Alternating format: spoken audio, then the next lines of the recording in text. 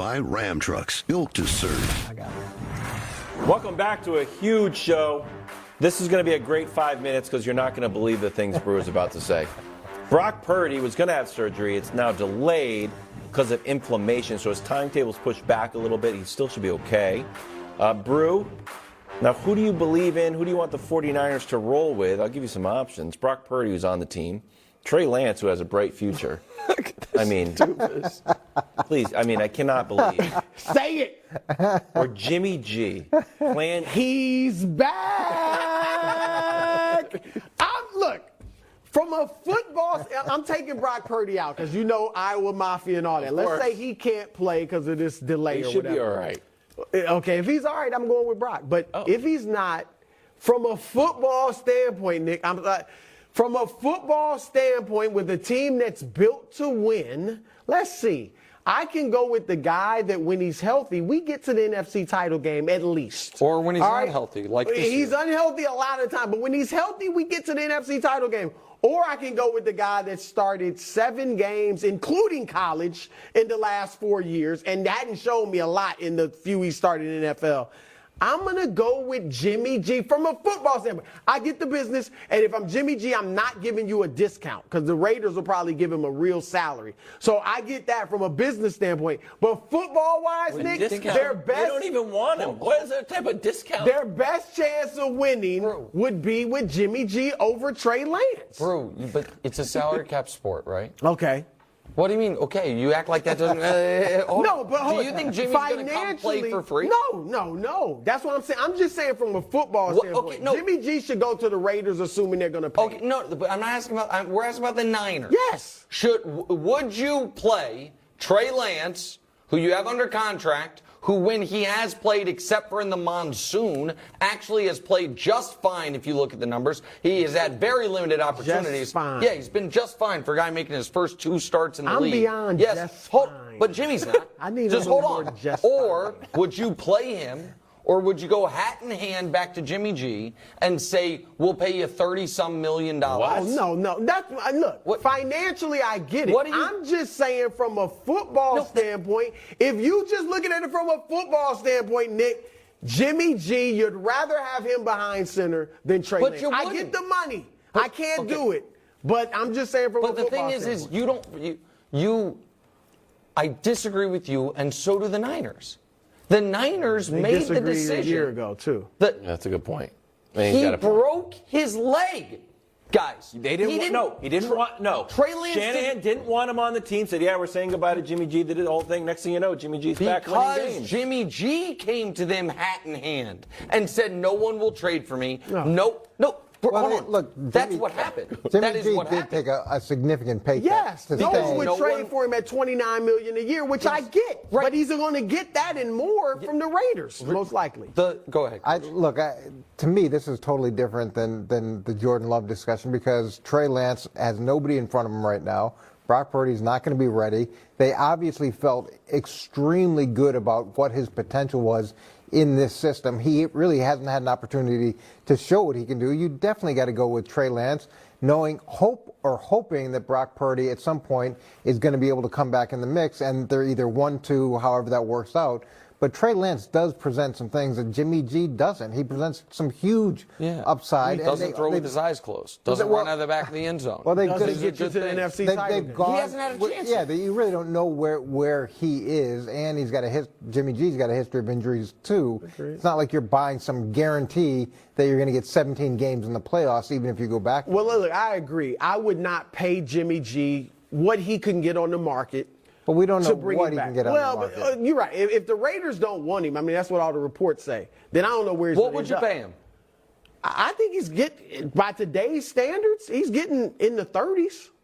So you'd be okay? Don't you think the Raiders will give him that? No, if I'm the Niners, the financial situation they're in, I would go with Trey. I'm saying strictly football. I would rather have Jimmy G starting there than Trey Lance. It's such an incomplete evaluation. You got to see what Trey Lance can do. You've invested so much that's why I think in this guy and his future and the upside. You've got to give him a chance. But those and are he kind has of not looked out reasons. of his depth when he has played. But has he looked really good? he looked. Listen, It's like this much of a Right, it's exposure. small Drew, sample his size, I rookie get that. season, the 2 games he played very well in one and mediocre in the other. This year, he played 1 game in a torrential downpour.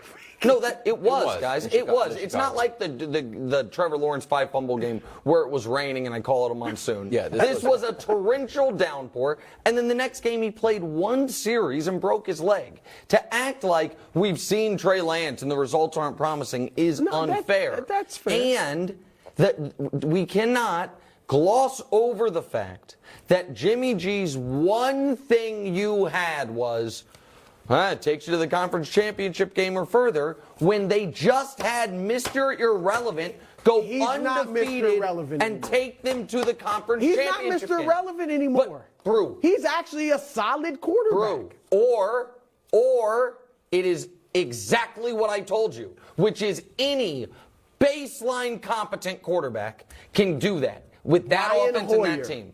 Yeah, not Nick baseline competent. Mullins. Not baseline competent. Brian Hoyer's not baseline competent? Not as a starter, of course not. Which is Can why he he's never win a been couple starter. of games? What? How about that? Which is, no, baseline competent. C.J. Beathard, I don't know. C.J. Beathard. We're bringing up C.J. Beathard. Brian Hoyer's competent. Okay. That's what I'm saying. I mean, sir, like, Bruce's big takes today are you're Derek 1 Carr's for a Hall of 4. Famer. You're 1 for 4. And Brian Hoyer's Hold on, competent. What'd you just write? We got I 4 We've reached the Brian quarterbacks. Hoyer part of the. I want to be We loved got the what? way that you love Jimmy G. Yeah, everybody love does, that. man. Awesome. Oh, my goodness. New Ravens OC Todd Monken was asked about working with Lamar. Also, what would happen if he didn't work with Lamar? Due to the contract quagmire we're currently in. Here's what he said. Take a listen. How difficult will it be? Lamar holds out, comes the first week of the season. You know, how far behind will he be with your install? Oh, I'm sure he'll be behind, but it's still just football. I mean, I think sometimes we make this out to be way too much. You know, I mean, it's just football. It's been playing. I don't know when he started, maybe at 5 years old with the Purple Pounders or something in Miami or something. I mean, it's just football. Like, we'll cater to what he knows and play. Sure. Coach, I'll be honest with you. If you came on and said that as part of your analysis, I'd be like, it's just football. What do you think, Coach? It's just football. Nick, your reaction. Well, I mean, I think it's a terrible answer. And he's not a head coach, and he's not going to be given a lot of interviews, and it's not. So I'm not going to kill the guy for it. I think it's a bad answer, but I also think it's indicative of the terrible spot the Ravens have put themselves in. There is a reason why quarterbacks do not get franchise tagged. 3 quarterbacks ever have played under the franchise tag. You know what they all had in common? None of them were first-round picks. None of them were anything close to a league MVP at that point in time, and none of their teams really deeply, fully believed in them. Drew Brees played under the franchise tag for the Chargers, who then got rid of him. He's a second-round pick. Kirk Cousins played under the franchise tag twice. He was a 4th-round pick. Dak Prescott played under the franchise tag for a full season, was a 4th-round pick. Now you have Lamar, a first-round pick, a league MVP, and the team's like, no, we'll just franchise tag him. It doesn't happen at this position, and one of the reasons I would imagine, Coach, is even if you're not installing a totally new offense, you need your quarterback there for hopefully OTAs, certainly training camp. And so people can understand this, where I give it to you.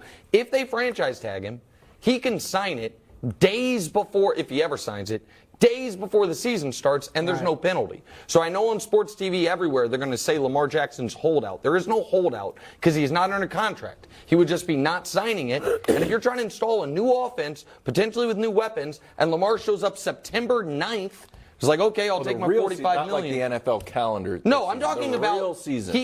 They hand it to him. He signs it whenever he wants. It's a brutal spot for the Ravens if he does sign it, because he can wait until days before the season starts. Yeah, that'd be worst case scenario. And you could say it's just football. Remember, Tom Brady goes to Tampa Bay and is trying to learn a new system. Right. And he's struggling, and he was there for a decent amount of time. So now you're talking about a system that's very different than what Greg Roman did. They're talking about tempo and no huddle and all these different things where Greg Roman's system was more deliberate, and they controlled time of possession. And so that's all a transition that he's going to have to go through. And he hasn't coached anybody like Lamar. He's coached Jameis Winston when he was a coordinator in Tampa, and then it was Baker Mayfield in Cleveland, and then Stetson Bennett. So he's got to get used to having an athlete like that and really figuring out what works in his system for him. It's a horrible situation to be in if that's how it turns out, where he comes in that late for both Lamar and for the Ravens. If Lamar's plan is to do that, if he's thinking if they're going to franchise me, I'm just going to wait till right before the season to sign, then Lamar should just ask for a trade right now. He should just say, look, we've been negotiating for a year and a half. We are miles apart. Trade me. Just trade me. That would enable him to get a little bit of control of the situation. Right now, they have all the control. I know he can not sign it, and that's a little bit of control, but they essentially control the situation. If he says, just trade me, we can't come to an agreement, then they either have to improve their offer significantly or trade him.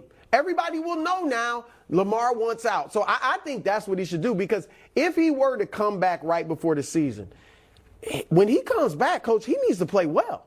Like, there are already questions about him because of the way he plays, because he's not that big for a running quarterback, because he's been hurt the last 2 years. Like, he can't come in and afford to not know what the heck he's doing.